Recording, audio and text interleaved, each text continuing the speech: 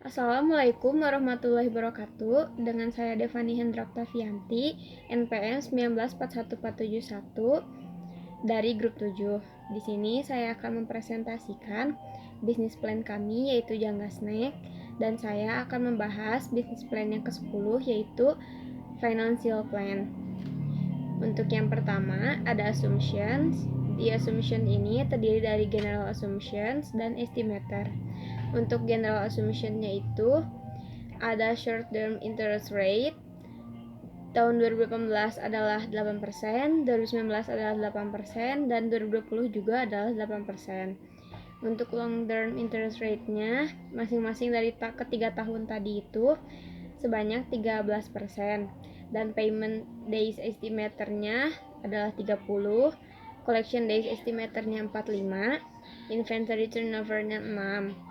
Dan untuk estimatornya ada tax rate dari 2018 hingga 2020 adalah 34%, expenses in cash-nya 1%, sales on credit-nya 90%, dan terakhir personal burden-nya adalah 22%.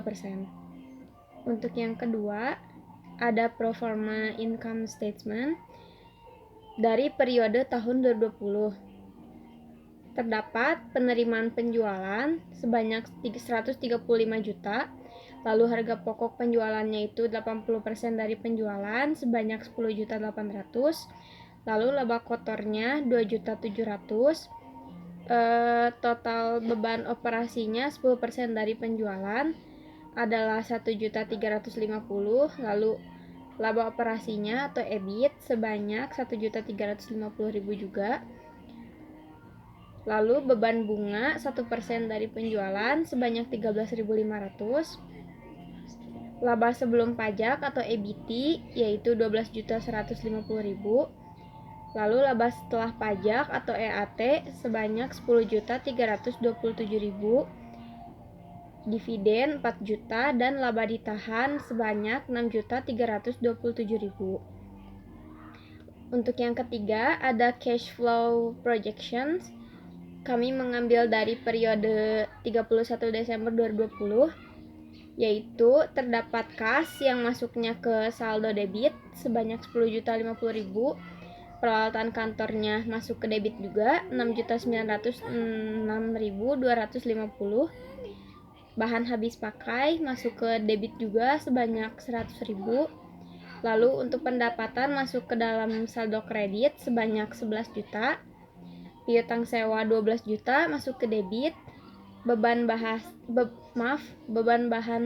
habis pakai masuk 200.000 ke debit, lalu beban transport 750.000 masuk debit juga, ke rumah tanggaan 150.000 masuk ke debit juga, lalu konsumsi masuk 250.000 ke debit juga, beban gaji 9 juta masuk ke debit juga, briefnya 1.500.000 masuk ke debit juga, dan untuk modalnya masuk ke saldo kredit sebanyak 30 juta, beban penyusutannya masuk ke debit sebanyak 93.750, lalu dijumlahkan dan masing-masing balance sebanyak 41 juta.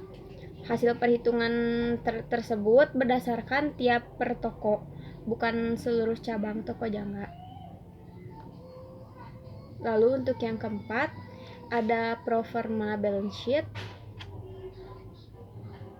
Dari periode tahun 2020 ada kas, marketable securities, akun receivables, inventories-nya ada raw materials 4.000, finished goods-nya 12.000, lalu ditotalkan jadi 16.000. Total current assets-nya, net fixed assets-nya, total assets-nya, akun payable-nya, tax payable, notes payable, dan others. Total current liabilities, long term debt, common stock, retained earnings, total, lalu extended financing-nya atau saldo penyimbang, total liabilities, dan equity. Lalu yang kelima ada break even analysis. Untuk usaha dagang Jangga Snack ini di fixed cost-nya, yang pertama ada penyusutan mobil operasional, biayanya adalah 1.500.000, gaji pemiliknya 12 juta, lalu asuransi kesehatannya 7 juta, sewa gedung kantornya 24.500.000, sewa pabriknya 30 juta, gaji pegawainya 75 juta. Dan untuk variable cost-nya, untuk yang pertama bahan bakunya 35.000, listrik airnya 15.000, dan biaya lain-lainnya adalah 10.000.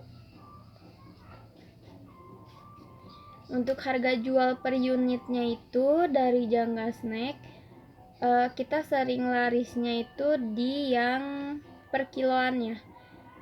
Banyak yang larisnya itu di yang size bisnisnya itu yang 1 kilonya seharga 100.000 untuk harga jual per unitnya itu, yang snacknya 1 kilo itu. Maka diperoleh BEP unitnya adalah 3.750 dan BEP rupiahnya adalah 375 juta.